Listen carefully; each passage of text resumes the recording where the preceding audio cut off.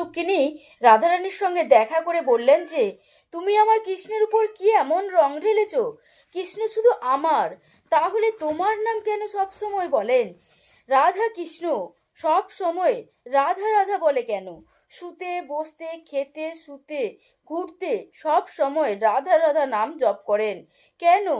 কৃষ্ণ পত্নী রুক্মিণী দুঃখী ভাব নিয়ে বলেন যে, তুমি তো প্রেমিকা, কিন্তু আমি তো তার স্ত্রী।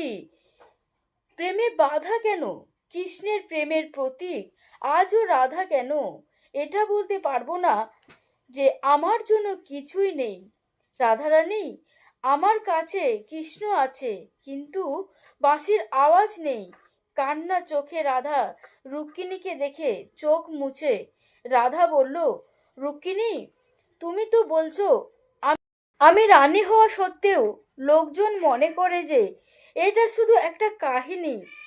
আমি কিভাবে রং ঢালবো? যখন কৃষ্ণের সঙ্গে থাকি এমনিই সবুজ রং ঢালা হয়ে যায়। প্রেমিকা হয়ে তুমি তো কৃষ্ণকে নিয়ে নিয়েছো, আমি কি পেলাম?